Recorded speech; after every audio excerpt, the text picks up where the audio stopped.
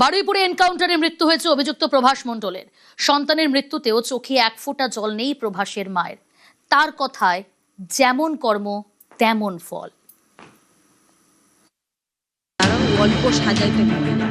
আমার ছেলে তো বিনা দোষে মেরেছে। আমার ছেলেকে দেখে নিচ্ছে, আমার ছেলে আল্লাহ। 24 ঘন্টার ব্যবধানে 3 মায়ের কোল খালি। বারুইপুরে নিঃস্ব হয়েছে 3টি পরিবার। ইনিও সন্তানহারা। এনকাউন্টারে মৃত্যু হয়েছে তার ছেলে প্রভাস মণ্ডলের। ও যা কর্ম করেছে তাতেই গেছে আমার শান্তি। অত্যাচার করেছে তাতেই ওর মৃত্যু হয়ে গেছে, ভালোই হয়েছে। সেই প্রভাস, যার বিরুদ্ধে 12 বছরের একটি মেয়েকে নৃশংসভাবে নির্যাতন করে খুনের অভিযোগ উঠেছে, গণধর্ষণ করে জীবন্ত পুকুরে ফেলে দেওয়ার অভিযোগ উঠেছে। মঙ্গলবার এনকাউন্টারে মৃত্যু হয়েছে প্রভাসের।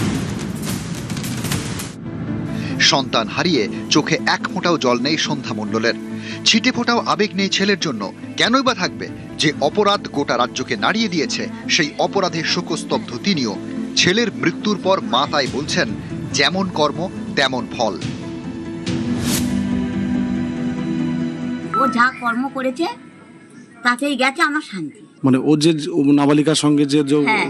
অত্যাচার করেছে তাতেই ওর মৃত্যু হয়ে গেছে, ভালোই হয়েছে। আপনারা কি মৃতদেহ আনতে যাবেন? যদিও আমি আনবো না, আমি তো বললাম আর আমরা দেখতে চাই না, একদম দেখতে চাই না। একরত্তি মেয়ের বিচার চায় সবাই। বিচার চান প্রভাসের মাও। বিচারের পথ চেয়ে বাংলার আরো 2 মা, অভয়ার মা, তামান্নার মা। ছোটবেলা থেকেই ভালো ডাক্তার হওয়ার স্বপ্ন দেখতেন অভয়া। সে স্বপ্ন ভেঙে চুরমার হয়ে যায় আরজি করে। অগাস্টের এক রাতে বারুইপুর আসার আরো দেখাচ্ছে অভয়ার মাকে। আমার সবসময় ভরসা আছে যে বিচার আমি পাবই।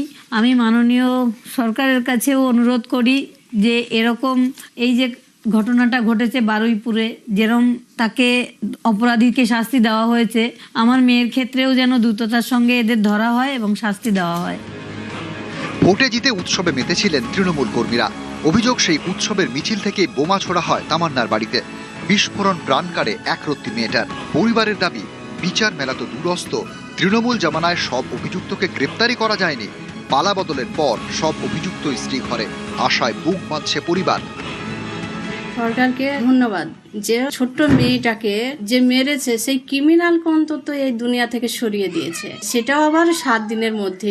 আরও ওর সঙ্গে যার অভিযুক্ত আছেন তাদেরকেও এনকাউন্টার কি ফাঁসি দিতেই হবে সরকারের কাছে, এটাই দাবি আমার। তামান্না চলে গেছে, যদি বিজেপি সরকার তখন থাকতো তাহলে ওই ক্রিমিনালগুলো আজ পর্যন্ত এই দুনিয়ায় থাকতো না, ক্রিমিনালগুলোদের শাস্তি হয়ে যেত।